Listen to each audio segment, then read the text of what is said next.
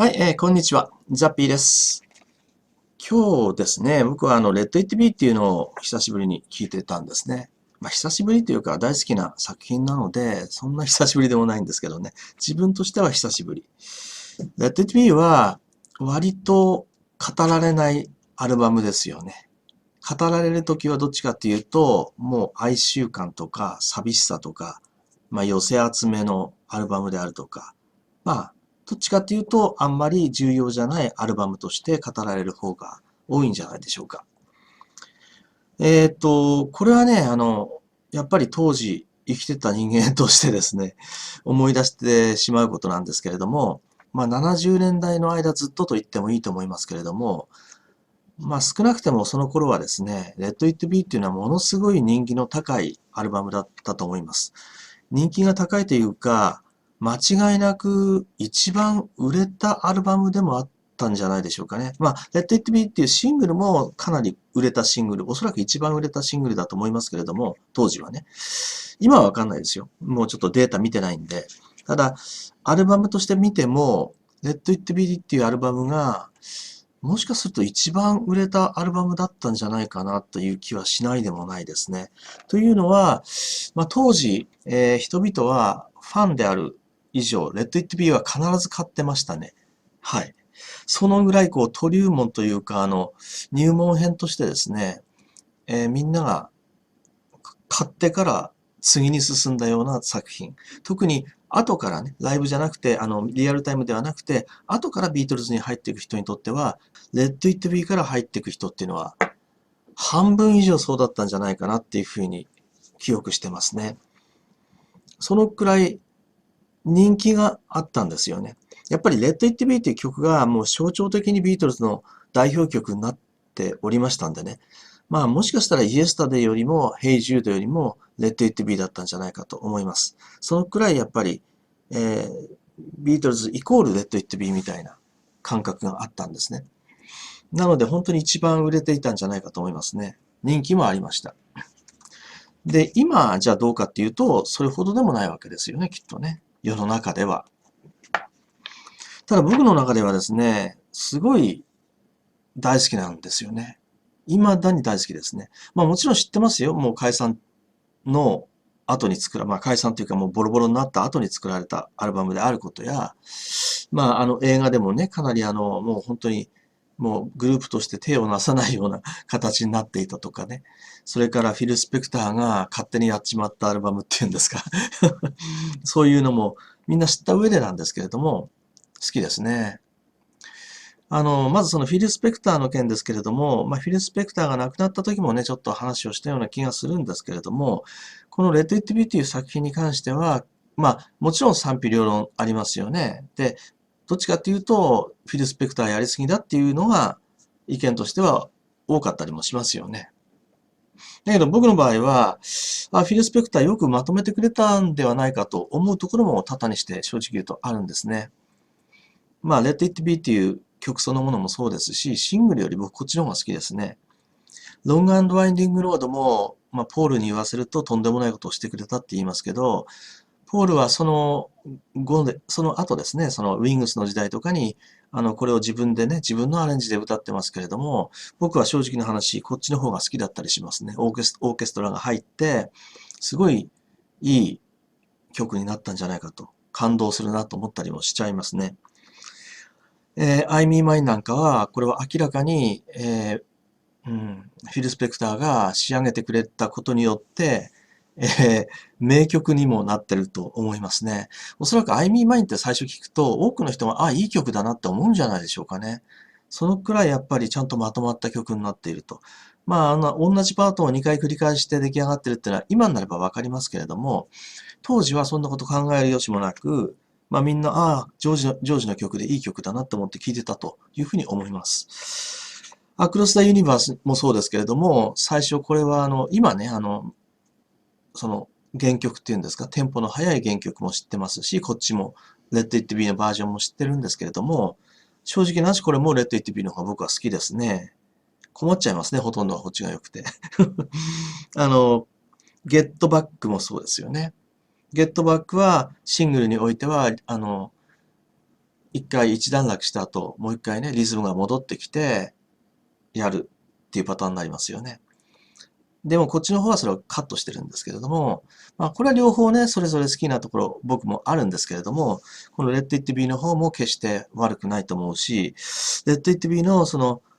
音像っていうんですか、バランスの取り方ですよね。これは明らかにジョージ・マーチンのそのシングルバージョンの作ったその各楽器の粒立ちの方法とは全然違いますよね。これがやっぱりフィル・スペクターの作る音像というか音のバランス、楽器のバランス感の出し方だと思うんですけれども、圧倒的にこっちが好きですね。ジョージ・マーチンには悪いんですけれども、Let It Be もそうですね。こっちの方のその楽器のボリューム感の出し方、一つ一つの楽器の際立たせ方なんていうのは、すごい気に入ってますね、僕はね。今でも変わらないですね。はい。なので、ロックのアルバムとして聴いてしまうと、この Let It Be はすごいいいロックのアルバムだなと僕は思ってしまうんですね。楽器がロックしてるんですよ。楽器がその際立ったロックのその存在感っていうのを出してると思うんですよね。ジョージ・マーチンの場合は、ロックというよりも、そのグループのね、全体感っていうのがすごいうまくまとめる人なので、楽器一つ一つの味というよりは、全体としてビートルズのサウンドになると、いつもね、本当にそうですよ。いつもずっとビートルズの同じ感覚で聴いてきた人にとっては、安心感のあるサウンドで、レッド・イット・ビーもゲットバックもまとまってるんですけれども、フィル・スペクターになってからは明らかにそうではなくて、その曲その曲での楽器の、持ち味っていうんですか、全面的に出してきますよね。ゲットバックのね、ジョンのソロにしても、本当に聞こえ方が全く違ってきますよね。それから、ボーカルもそうですね。やっぱり前に出てくる感覚。全体的に馴染んでるんじゃなくて、ぐわっと迫ってくるボーカルの感覚が出てきてるっていうんでしょうかね。まあそういう意味では、70年代にこれからね、入ってった時に、この作品は、うん、耐久力があったと僕は思ってしまうんですね。まあ今となってはですね、確かに寄せ集めであって、一つ一つが、まあ主張がないっていうんでしょうかね。統制が取れていないと言われればその通りなんですけれども、うん、決してダ作ではないと。っていうかですね、ダ作のわけがないと。ビートルズが作っている作品ですからね、一つ一つはもともとは。やっぱり、それぞれの作品に、すごい完成度の高い、うん、出来栄えがあると思いますね。それとですね、一つ一つの曲をこれ語るともうキリがないので、ちょっと気に入ってるパートだけちょっと話をしたいんですけれども、まあ、最初の方から見てってそうだな。まあ、ディグアポニー。ディグアポニーなんて、これ、ほとんど誰も語らない曲になっちゃってますよね、今はね。だけど、これを、例えば、ジョンのリードボーカルではなくて、ポールのバッキングボーカルを聞くと、ポールがいかにですね、曲を仕上げるときに、バッキングボーカルの存在として、かけがえのない人であったかというのがよくわかりますね。もう強烈にかっこよくなるんですよ、ポールがこういう風に歌っちゃうと。ぜひ、ポールの声を追いかけながら一度聞いてみていただけると、普通ね、ちょっと見過ごしているものが、ちょっと見えるんじゃないかと思うぐらい、かっこいいですね。ジョンのボーカルの後ろで、ポールがこのハイトーンで、こう、色っぽい感じで歌ってるんですけれども、うん、かっこよすぎますね。ポールはジョージのバッキングトラックをやっても、バッキングボーカルをやっても、ホワイルマイギターの時もそうですし、ヒアカームザさんの時もそうなんですけれども、この人がバッキングボーカルをつけると、異様にボーカルがかっこよくなるんですよね。I Me Mine もそうですよね、この中のね、曲で言うと。I Me Mine っていうところをポールとジョージで歌ってるんですけれども、そこになると一気に、こう、なんて言うんですかね、ステレオサウンドになってくるような、それまでモノラルで歌ってたのが、一気にステレオサウンドになって、一気に、こう、音のね、こう、広がりと、こう、重なりが、かっこよくなるんですよね。ジョンとかジョージのボーカルをポールがサポートボーカルをしたときに、もう強烈にかっこよくできちゃうんですよね、ポールがいるとね。本当に。すごすぎますね。驚きます、本当に。こういう、まあ、多くはないですけどね、そういうサンプルが多くはないんですけれども、いざポールがサポートボーカルやると、まあ、強烈な出来栄えになってしまうと思います。One After 909、One After 909ですね。それから。これもやっぱり、知ってらっしゃる通り、アンソロジーでは、初期に作ったロックンロールのバージョンが聴けるわけですよね。まあ、ここでももちろんロックンロールをやってるんですけれども、まあ、ジョージ・ハリスンのギターもこっちの方がすごいかっこいいですよね、今度ね。で、このボーカルも、ジョンとポールでやってるんですけれども、まあ、ジョンは相変わらずね、普通に自分のスタイルで歌ってるんですけれども、ポールがもう、ものすごいロックンローラーの歌い方をしてますよね、ここでね。強烈ですね。本当にロックンロールとか、ロックの鋭いボーカルってジョンの方が、よく評価されるんですけれども、いやいや、ポールのロックンローラーとしてのボーカルとか、ポールのロックボーカルって、まあちょっとこの頃のね、ポールには、少なくともこの頃のポールには誰もかなわなかったというふうに思ってしまいますね。すごいですね、本当に。まあその後にね、ロングワインディングロードが来て、壮大なね、まあ音に負けないボーカルをポールは聴かせてくれるわけですよね。バラードを歌ってもかっこいいし、ロックンロールを歌ってもかっこいいし、まあ、恐ろしい人ですね、ポールっていうのは。この頃のポールは特にですけどね。で、ゲットバックなんて本当軽く歌ってるんですよね、ポールはね。軽く歌ってるんですけれども、それが異様にリズム感の上で弾けるような感覚になるんですよね。すごい力んで歌ってないですよね、このゲットバックってね。それがまたかっこいいっていうんですか。味の付けどころがね。まあ、全然違いますね。もう天才ですね、本当にね。というふうに思います。まあ、ジョンのね、ギターがいいとか、やっぱりそれぞれみんな語られてきてますけれども、まあ、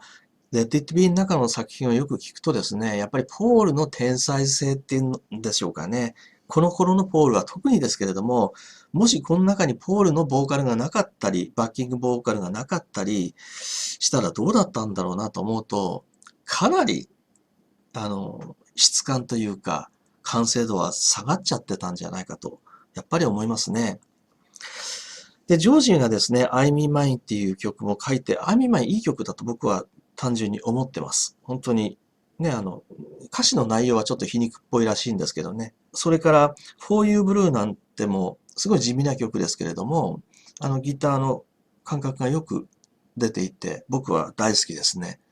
本当に、For You Blue はジョージ・ハリスンも自分でソロになってからソロのライブツアーをやった時に、まあ、演奏してますよね。きっと好きなんだろうなと思いますね。まあ、I Me Mine は一度も演奏してないんじゃないですか。だけど、For You Blue は演奏してたと思います。まあ、ジョン・レノンがね、逆にこの中で、おそらくあんまり気に入ってる曲はなかったのかもしれないですよね。アクロス・ザ・ユニバースはおそらく好きだったんでしょうけれども、まあ、あんまり歌ってはいないですよね。まあ、ジョンとしてはこれをシングル版にしたかったらしいですけどね。でもシングル版にされなかったという恨みもあるのかもしれませんね。まあ、Let It Be っていうのは、あまり語られない、あまり今は重要視されないかもしれないんですけれども、僕としてはですね、未だに素晴らしい作品で、特に、やっぱりポールの方から見ると、ポールの観点から見ちゃうと、これほどポールの才能が爆発している。まあ他でもそうですよ。アビーロードもホワイトでも、ポールはもうずっと後半になると才能爆発してるんですけれども、この Let It Be でも、やっぱりポールの才能が爆発していて、Get Back, Long and Winding Road, Let It Be さっき言った Dig Up Pony, I Me Mine、うん、そうですね。I've Got a Feeling なんてもそうですけど、強烈なボーカルですけど、ポールのここに存在がなかったらば、絶対に完成してないアルバムだと思いますね。もう強烈な存在感ですね。本当に。ジョンとジョージが言葉は悪いけれども、やっぱりこの頃はポールに負けてしまってるようにね、やっぱり思いますね。ジョンですら負けてしまってたんではないでしょうか。というふうに僕は感じてしまう名作だと思っております。はい、ありがとうございました。失礼します。